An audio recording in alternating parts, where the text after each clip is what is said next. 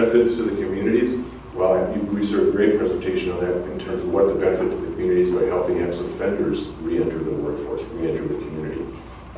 Better health is a result of a lot of people at work, and then the reduced crime, the reduced recidivism that goes along with it. From the employer's perspective, customers prefer patronizing companies with a culture of inclusion. Customers people like to do business with companies that reflect the makeup of the community. Studies have shown that that's the case, and we certainly see that in our communities. And disability and barriers to work are part of every community these days. The other thing is businesses are perceived as being good corporate citizens. As I mentioned, we try to make a good business case for why you ought to take our employees. They're going to be dependable, they're going to show up on time, they're going to do the work, they're going to love their jobs, and you're going to pay them, and you're actually going to feel real good about doing it. So that's the added benefit to the employer for working with organizations like ours as we go along. The question then becomes, is this right for my business? And what you do here is if you're working with folks, for the folks that we serve, you're going to tap into a very dependable, very stable workforce. It's amazing to me to see how excited people can get about going into the job day after day, because it's become such an important part of their lives, and we see it all the time. It's interesting too that once people get through that certain curve, the retention rate among people with previous barriers to work is actually higher than the general population, and their safety records are at least as good as the normal workers in manufacturing and packaging facilities. So then the question is it right for my business from a productivity perspective? Productivity among people with barriers to work is equal to that of the mainstreams. Incentives and tax credits are available. We heard a little bit about some of that earlier. I would just make one point. I don't think we ever got a deal or we ever replaced anybody specifically because of a tax credit situation, but we may have lost some opportunities if the tax credits weren't available. I don't know if you've had any experience with this, but that's not always at the top of their minds when an employer looks at this opportunity. But it's a nice kicker in terms of closing competitors and citizen deals.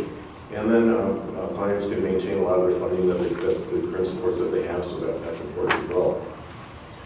This conference is about poverty, and so I was kind of thinking about poverty and thinking about poverty and the concept of work. But what happens when people are poor, as I mentioned, we see these folks all the time, they lack access, they lack mobility, they're not able to get around the community very well.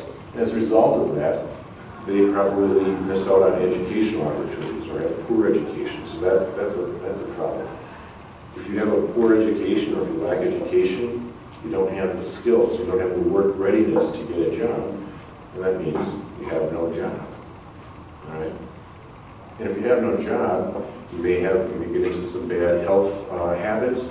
You probably don't have health insurance or access to health insurance, and so the cycle continues. So if we're talking about jobs, we've got to solve that problem. We've got to solve the job problem. We've got to solve the problem of poverty. This is how we do it. Work is the best way to distribute funds. If you really think about it, the best way to distribute dollars is get people to work, and that's what we all need to do as we go forward.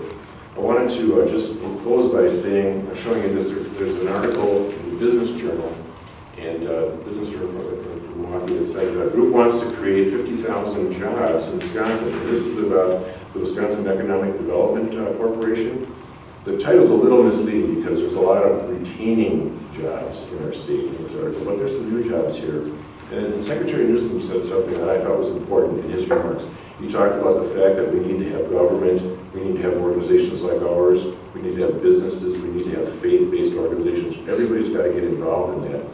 And just food for thought, I would encourage us as organizations to cooperate and look for opportunities to collaborate a little bit more effectively.